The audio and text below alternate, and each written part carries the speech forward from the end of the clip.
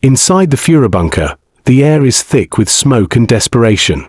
It is April 1945, and above the ground, Berlin shudders under the relentless thunder of Soviet artillery. Each explosion feels closer than the last, shaking dust from the ceiling and extinguishing the weak light bulbs that hang from frayed wires. The once proud capital of the Third Reich is now a shattered skeleton of stone and fire. Streets that once echoed with parades are now filled with rubble, and the sound of dying engines replaces the sound of marching boots. Hitler sits at a long wooden table covered in maps that no longer mean anything. Red arrows representing the Soviet advance are pressed against the very heart of the city. Every line, every plan he once believed in has been erased by the unstoppable tide of war. His eyes, once sharp and commanding, are bloodshot and hollow. He refuses to wear his glasses, as if blurred vision could soften the truth that surrounds him. He speaks in short bursts, muttering to himself about phantom armies that exist only in his imagination. His generals stand silently, knowing the war is lost, yet none dare to say it aloud. The bunker's corridors are narrow and suffocating. The smell of sweat, damp uniforms, and burnt oil fills the air. Officers whisper near the walls, their faces pale under the dim yellow lights. The constant vibration of distant bombs has become part of life underground. Every few minutes, a loud crack shakes the concrete, followed by a brief silence that makes hearts stop. Somewhere above, the streets are burning, and below, the Empire's last leader stares at paper dreams. Each phone call brings more bad news. The army that once stretched across Europe has collapsed into fragments, and the Allies are closing in from every direction. Hitler's temper flares without warning. He slams his fist on the table, cursing generals who no longer answer his calls. He blames traitors, weather, and fate itself. He still believes that some miracle army under General Steiner will appear out of the north and push the Soviets back. His aides exchange nervous glances, knowing that Steiner's divisions are imaginary now, destroyed or deserted. Yet no one speaks. They nod, take notes, and act as if his delusion might somehow delay the inevitable. Denial has become their only remaining strategy. Outside the bunker, Berlin is dying. Fires consume entire districts. Civilians wander the streets searching for water or shelter, their faces blackened by smoke. Children hide in basements that flood from burst pipes. The city that once symbolized power now looks like the surface of another planet. Every window glows red from the flames. The smell of gunpowder and ash seeps even underground. When the guards open the metal doors, the air that rushes in carries the scent of destruction. Inside, time has lost meaning. There is no day or night, only the rhythm of explosions. Hitler eats in silence, barely touching his food. His once rigid posture has collapsed into a hunched shadow of the man who once commanded nations. His hair is streaked with grey, his hands twitch uncontrollably, and his voice trembles when he speaks. Yet he insists the war can still be won. He orders new attacks on armies that no longer exist, and sends messengers to cities already under enemy control. His commands vanish into nothing, carried by static and silence. The bunker is a kingdom of ghosts now. Officers walk with hollow eyes, secretaries write reports that no one will read, and guards know that no rescue will come. Above them, the Reichstag is already in flames. The once terrifying machinery of power has reduced itself to whispers and denial. Every person down there feels the same truth growing heavier by the hour. It is over. But no one dares to say the words. As another round of explosions shakes the bunker, Hitler closes his eyes. The sound of crumbling walls above seems to echo from inside him. The 1,000-year Reich has lasted 12 years, and the dream is dying in its cradle. Outside, Soviet artillery paints the night sky red. Inside, the last dictator of Europe sits surrounded by maps, ruins, and silence. The world he built through fear is collapsing faster than he can blink, and for the first time, he knows that even fear can no longer save him. Morning arrives in the bunker without sunlight, only the flicker of dim bulbs and the echo of distant bombs. Reports pour in one after another, each more devastating than the last. Breslau surrounded, Königsberg lost, and what remains of the German army retreating deeper into chaos. The front has dissolved into fragments, but Hitler refuses to believe it. His aides place telegrams on the table before him, and he reads them with trembling fingers, then tosses them aside as if the paper itself were lying. The walls of the bunker seem to close in tighter each hour, but his voice still rises with the same certainty it once carried across stadiums. The delusion of control is all he has left. He insists that a new offensive can still turn the tide. He speaks of phantom divisions led by generals long dead or captured, describing attacks that no longer exist anywhere but in his mind. His staff nods silently, pretending to share his vision. The smoke of his endless cigarettes clouds the room, mixing with the sour smell of fear. Every breath tastes of dust and oil. The bunker's ventilation groans like an old animal, struggling to keep the air alive. Secretaries whisper that the Soviets are only a few streets away, but Hitler continues to speak of maps, lines, and strategies as if the walls around him were not shaking with the force of artillery. In a corner, Goebbels leans close to him, whispering words of loyalty and destiny. He tells Hitler that Germany will rise again, that history will absolve him, that betrayal has destroyed their dream. It is a performance meant to comfort the dictator and perhaps himself. Goebbels' wife writes in her diary that she will never let her children live in a world without National Socialism. Around them, officers quietly pack their belongings, slipping photographs and medals into pockets. They know the end is near. They hear the shelling above and the footsteps of those who have already fled. Still, in Hitler's mind, there is order, there is command, and there is obedience. Each morning meeting begins the same way. Hitler stands before a wall covered with maps and colored pins. He barks orders, moving his hands over positions that have already fallen to the enemy. His aides mark down his commands, knowing they will never reach anyone. The radio static drowns out the last surviving transmitters. Messages sent out are swallowed by silence. Yet he continues to plan counterattacks, demanding fuel for tanks that have been destroyed, calling for planes that no longer fly, and threatening officers who are either dead or captured. His anger fuels the illusion that he still holds power, that his voice still shapes the war. Outside, Berlin civilians are digging trenches with kitchen spoons and shovels taken from gardens. Old men and boys in ragged uniforms patrol the ruins, carrying rifles older than themselves. The city is collapsing, yet propaganda still flows through the streets like smoke. Posters promise victory, even as buildings fall. In some neighborhoods, people tear down Hitler's portraits, hiding them under ashes. In others, the radio still plays martial music between broadcasts of despair. Every explosion above feels like a verdict being written against the man who refuses to face the truth below. Inside, the bunker has become a theater of contradictions. Hitler's rages come in waves, followed by eerie calm. He scolds generals for cowardice, accuses the SS of treason, and curses the Luftwaffe for failing him. At night, he sits alone in the map room, tracing his fingers along the borders of an empire that no longer exists. His hands shake so violently that his teacup rattles against the saucer. When his doctor enters, he waves him away, muttering that he will not die like a coward. Those who still serve him do so out of habit, not faith. The legend has rotted into routine.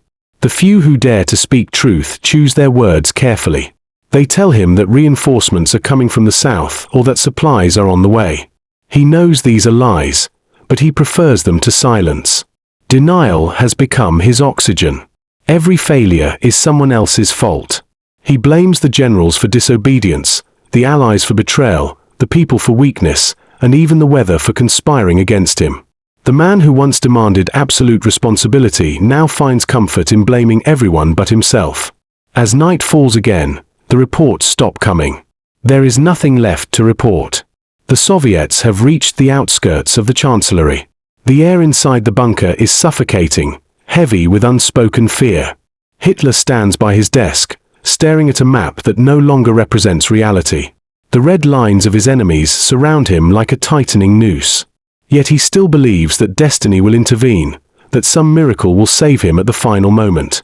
In his mind, he remains the architect of victory, not the prisoner of defeat. But the walls do not care for belief. They rumble with every shell that lands above. The war outside is real, and it is writing the final chapter of his reign in fire and smoke. The city of Berlin has become a battlefield. Soviet artillery encircles it from every direction, their shells falling in rhythmic waves that make the ground tremble like a living thing. Smoke covers the skyline, turning daylight into a permanent dusk. What was once the proud capital of the Third Reich is now an island of fire surrounded by an ocean of advancing troops. Every building above the bunker groans under the impact of tank shells, and the air smells of burning stone and diesel. Streets that once carried parades of triumph are now graveyards for soldiers and civilians alike. The echoes of machine guns and collapsing walls blend into one endless roar. Inside the Führerbunker, the concrete ceiling shakes with every blast. Dust drifts down like grey snow, coating uniforms and papers alike. The lights flicker, and the sound of power generators struggling fills the silence between detonations. Hitler stands in front of a large map, his hand trembling over what remains of Berlin's defenses. The red lines of Soviet forces are drawn almost to the heart of the city. Otto Gunsch, his bodyguard, brings him the latest report from the front. The message is short and merciless. The defensive perimeter has collapsed, the army cannot hold, and the Russians are inside the city. Hitler's face tightens. For the first time in years, he lowers his head and says nothing. Above ground, the Reichstag burns. Flames consume the symbol of German power as Soviet flags begin to appear on nearby rooftops. Civilians run through the ruins, dragging children and suitcases, looking for saws or cellars to hide in.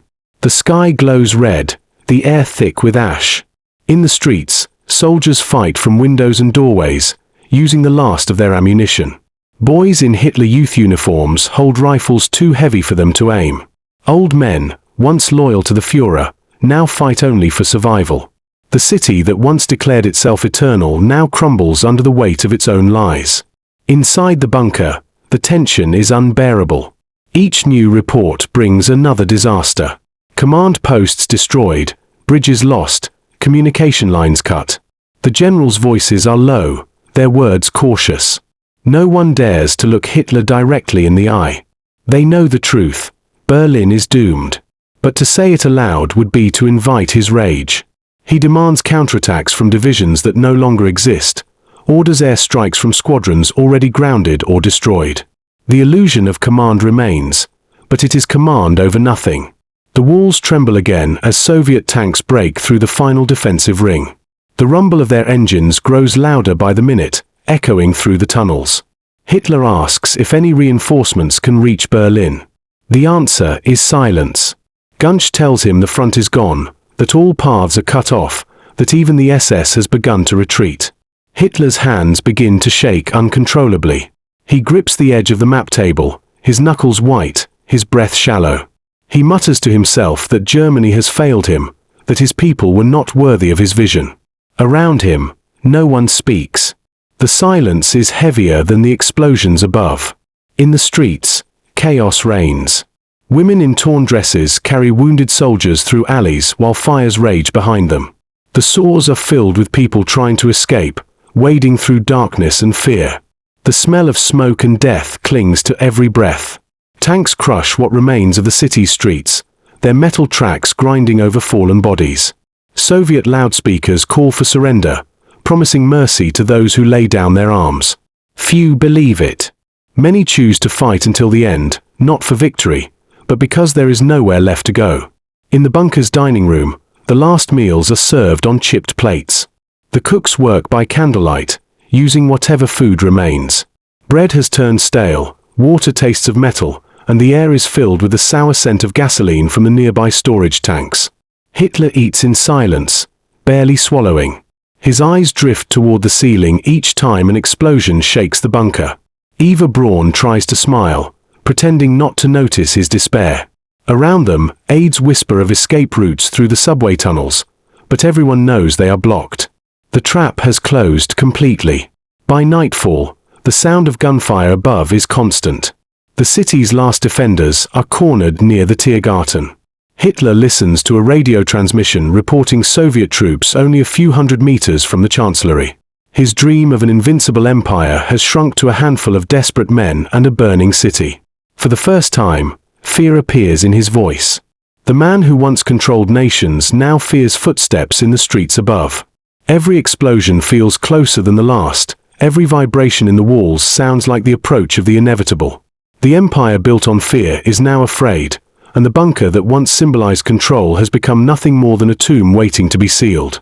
The breakdown begins quietly, not with a scream but with the slow unraveling of a man who once controlled an empire.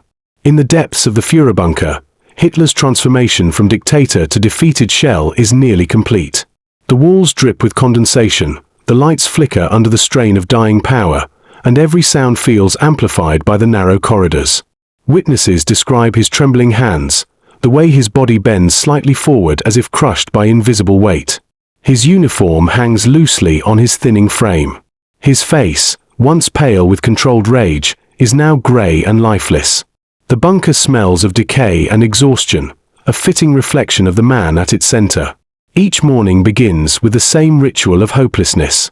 Reports are read aloud, but Hitler can no longer focus on the words.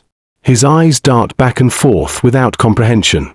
His voice cracks when he speaks, switching between hoarse whispers and violent outbursts. He demands to know why the army has failed him, why his orders are ignored, why his people refuse to fight to the last breath. When the answers do not please him, he erupts in fury, accusing his generals of cowardice and betrayal. He slams his fists on the table, shouting that the German people have disappointed him and therefore deserve extinction. Even those who have followed him for years cannot hide their horror. In that moment, they see not a leader but a man consumed by his own madness. The bunker has become a world without time. Day and night have lost their meaning. Meals arrive irregularly, served on tin plates in near darkness. The food is nearly gone, reduced to thin soup, moldy bread, and bitter coffee.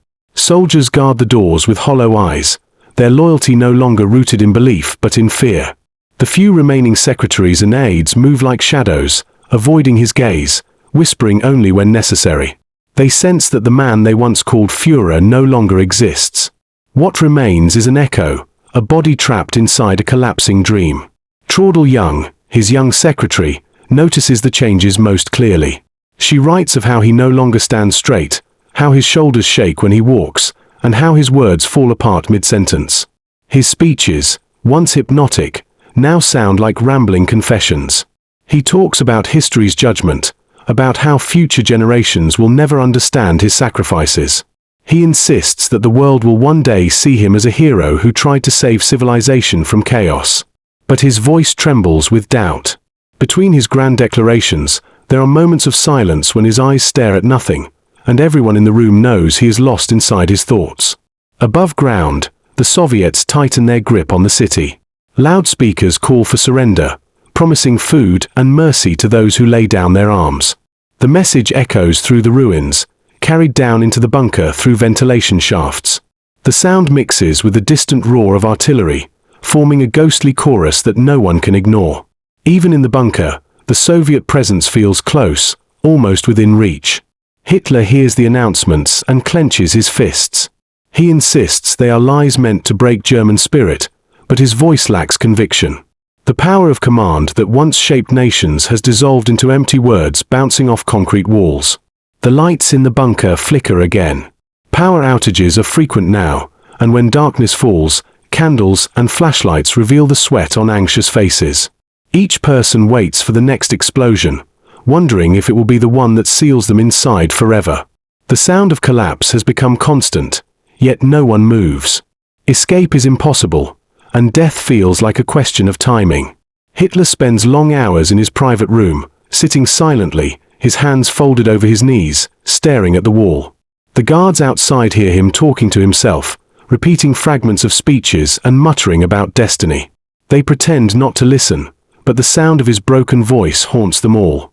In rare moments of lucidity, Hitler speaks of suicide. He asks his doctor which method will ensure that his body cannot be displayed. He fears humiliation more than death. He instructs that gasoline be prepared nearby so that his corpse can be burned. These conversations occur quietly, as though he is arranging a meeting rather than planning his end. His staff listens, nods, and writes notes that no one will ever read. The atmosphere in the bunker grows colder, not from temperature but from resignation. Everyone understands that history is about to close its book on them.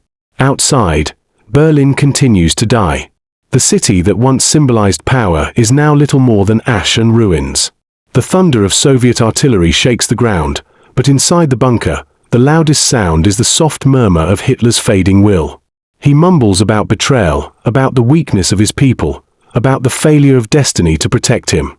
His dream of domination has turned into a concrete prison with no exit, and even he now understands that the end is certain. The outburst shocks even those who have seen his rages before. Papers scatter to the floor, and for a long moment no one moves. The sound of his voice seems to drain the air from the room. Generals lower their eyes, pretending to study the maps that no longer matter. For years this man's words could move armies and silence entire nations. Now they echo uselessly off concrete walls.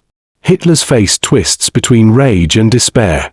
He accuses everyone present of betrayal, shouting that the Wehrmacht has disobeyed him, that the SS has abandoned its duty, that his people have failed him. His words spiral into a torrent of hatred that spares no one. He declares that the German people deserve their fate, that if they cannot win under his command, they are unworthy of existence. His generals remain motionless, watching the destruction of his composure and realizing that the war and the man himself have both ended in the same moment.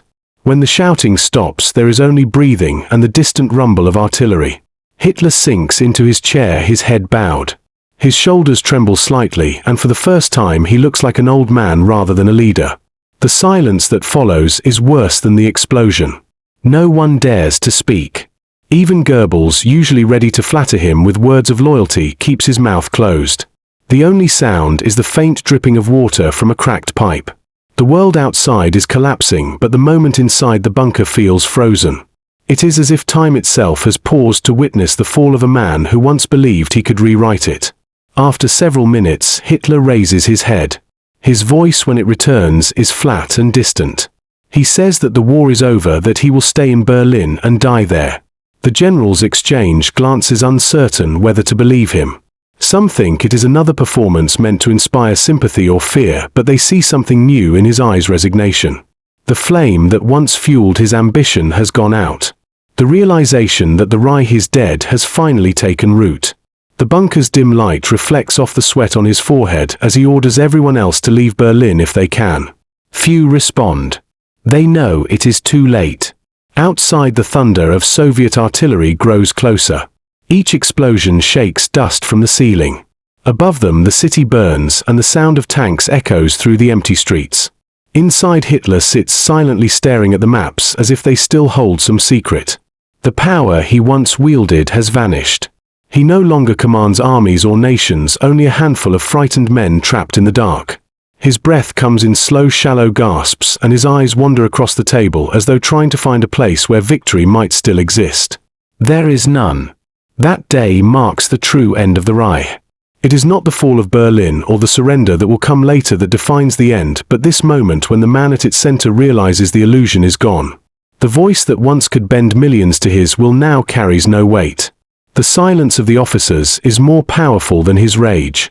The bunker feels smaller, the air colder, as though history itself is withdrawing from him. In that single day, the myth of invincibility dies.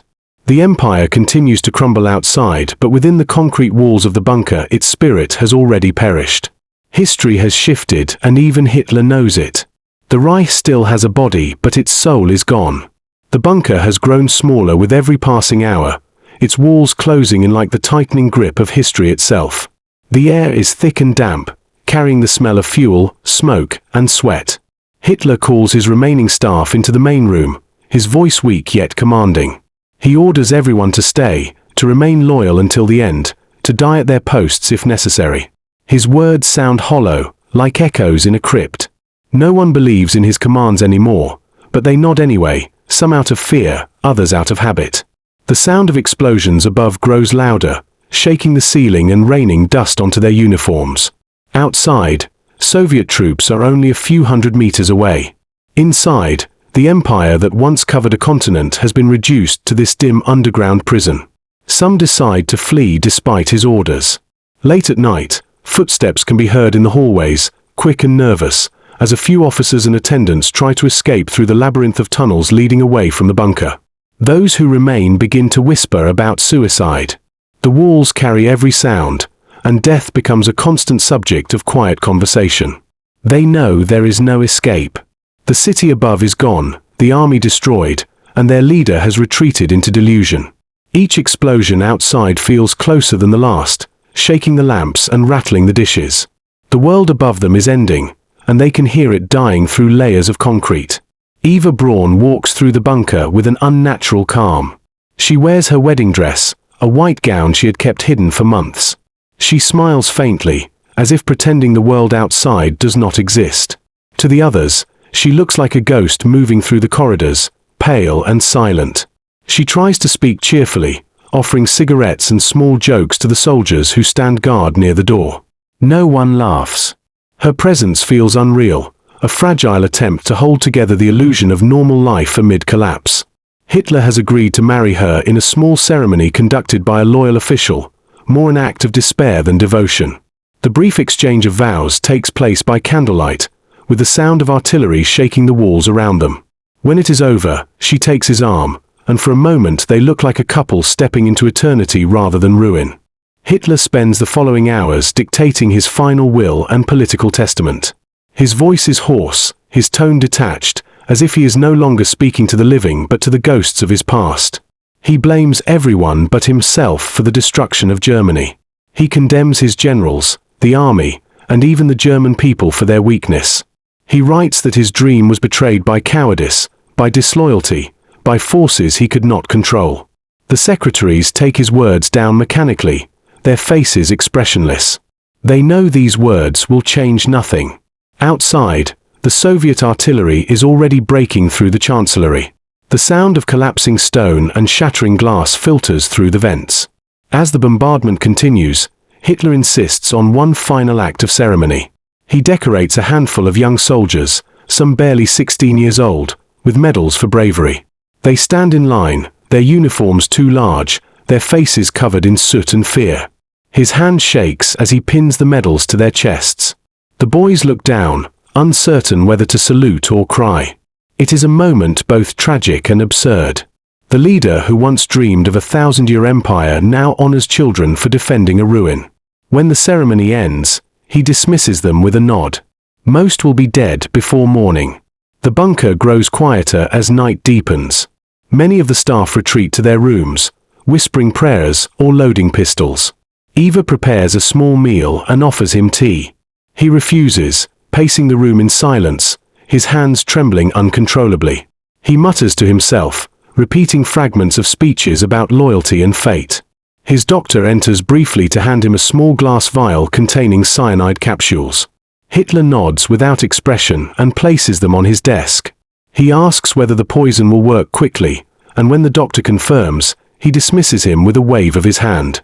The doctor leaves, pale and shaking. A final explosion above sends a shower of dust through the ceiling. Hitler glances upward, his eyes blank. He straightens his uniform, buttons his jacket carefully, and walks slowly to his private room. Eva follows him, her white dress trailing over the concrete floor. They disappear behind the heavy steel door. Those who remain outside exchange anxious looks. Minutes pass in silence, broken only by the distant thunder of artillery. Then, from behind the closed door, comes a single muffled sound, sharp and final. It echoes once, then fades into the hum of the generator. The guards stand motionless, their faces drained of color. The silence that follows is total. The man who once commanded millions has left the world without a word, leaving behind only the hollow echo of a vanished empire. The circle has closed, and nothing remains but the smoke of his own destruction. Berlin is no longer a city but a graveyard of concrete and fire. The streets that once carried processions of victory now burn under a red sky filled with smoke and the roar of artillery. Soviet soldiers move block by block, fighting through the ruins, their boots crunching over shattered glass and broken statues. Above the chaos, the blackened dome of the Reichstag stands like the skeleton of a fallen empire. The final battle rages within its walls as men shoot from behind pillars that once symbolized power. The sound of grenades and machine guns echoes through the corridors, and the air is thick with dust and blood. When the fighting stops, a Soviet soldier climbs to the roof and plants the red flag above the ruins. The banner flutters in the smoke-filled air, announcing to the world that the Third Reich has fallen. The city burns like a furnace. Entire districts glow red through the night, their silhouettes flickering against the horizon. The smell of death and fuel mixes with the ash that drifts down like snow. Civilians crawl from cellars and basements, their faces blackened, their eyes hollow. Mothers carry children who no longer cry, and old men wander through the rubble searching for water. There are no streets anymore, only paths of debris winding between collapsed buildings. Every corner hides a corpse. Some are soldiers still clutching their rifles, others are civilians caught in the crossfire. The once proud capital of Hitler's empire has been reduced to silence and ruin. The news spreads quickly through what remains of Germany. The radio crackles with an emotionless announcement that the Führer is dead. There is no speech of glory, no farewell message, only the cold fact of his suicide. Yet even as the words echo through the static, the fighting does not stop. In the north, south, and west, soldiers continue to die for a cause that no longer exists. Generals, faced with the collapse of command, make their own decisions. Some surrender to the Allies, others shoot themselves in their offices or poison their families. Entire divisions throw down their weapons, their flags trampled into the mud. The empire that once promised 1,000 years has lasted barely 12, and its final moments are not of defiance but of exhaustion. In the ruins of Berlin, the Soviet army moves with relentless precision. Fires consume what the bombs spared. The smell of gasoline fills the air near the chancellery as Hitler's staff carries out his last orders to destroy his body. They pour fuel over the corpses, strike a match, and step back as the flames rise. The fire burns quickly, sending black smoke into the already darkened sky. The heat is so intense that the soldiers shielding their eyes feel their skin sting. Within minutes, the bodies are unrecognizable. But even as the flames consume what is left of their leaders, there is a sense among those watching that nothing can truly erase the past. The sound of burning flesh and collapsing timber becomes the final requiem of the Reich. The bunker is now a tomb. Those who remain inside speak in whispers, their faces pale and expressionless. The walls are stained with smoke, the air heavy with the stench of gasoline. Outside, Soviet soldiers patrol the streets, pulling survivors from the rubble. They find children with bandaged eyes, women clutching dead infants, soldiers with their hands raised in surrender. The victors move methodically, collecting documents, seizing archives, and marking the territory that will soon become divided among the Allies. The once mighty symbols of the Nazi regime lie scattered and broken. The eagle and swastika carved above the Reich chancellery hang at a twisted angle, half buried in dust. Across Germany, the reaction is not celebration but shock. In towns untouched by the bombing, people stand in silence around radios, unable to grasp that the man who promised them glory is gone. For years they had lived under his voice, his propaganda, his vision of destiny. Now there is only the crackle of static and the heavy silence that follows. Train stations overflow with refugees. Roads are lined with wagons and bicycles carrying the remnants of families fleeing from the east. The dream that once bound a nation together has dissolved into fear and hunger. As the sun rises over Berlin, the smoke has no color. The ruins stretch in every direction, and the city that once ruled Europe lies in ashes. The Soviet flag flutters above the Reichstag, its red fabric reflected in pools of water and blood. The soldiers who fought their way here stand quietly, some too tired to cheer. They know they have won the war but stand amid so much destruction that victory feels hollow. The smell of gasoline lingers in the air, the final act of a regime that tried to burn its own memory. Yet history has already taken hold. The fire may destroy the body, but not the story. The charred walls of Berlin and the flag over the Reichstag will tell the truth that the flames could not erase. The Reich is gone, its leader reduced to smoke, but the lesson of its fall will remain for generations, carved into the ruins it left behind. Weeks after the fall of Berlin, the world begins to see what remains of the empire that once claimed to be eternal.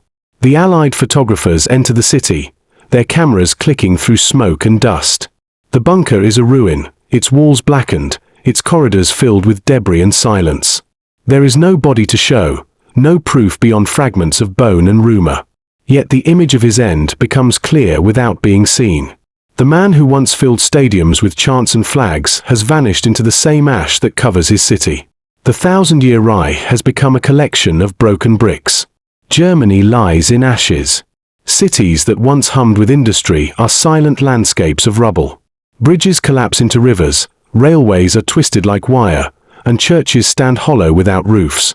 Millions wander across Europe searching for homes that no longer exist. Trains carry refugees instead of soldiers. Children drag suitcases too heavy for them to lift.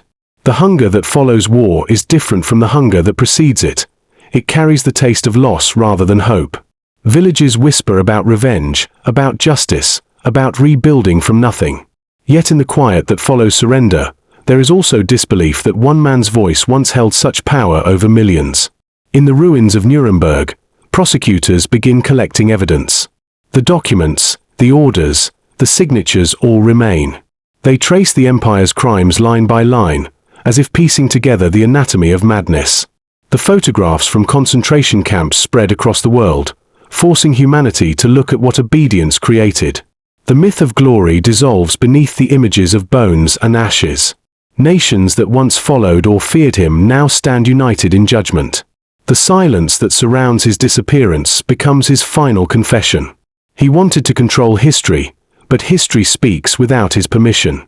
The world does not remember the man, only the shadow he cast. His speeches are no longer words of pride but echoes of warning. From his silence, humanity learns that destruction does not begin with bombs but with belief in a single voice that tolerates no others. The day he realized it was over was not just his end but the end of blind obedience. What survived him was not his empire but the reckoning he tried to escape. The ghost of a dictator lingers only as a reminder of how easily faith without conscience becomes a weapon, and how even the loudest voices must one day fall silent.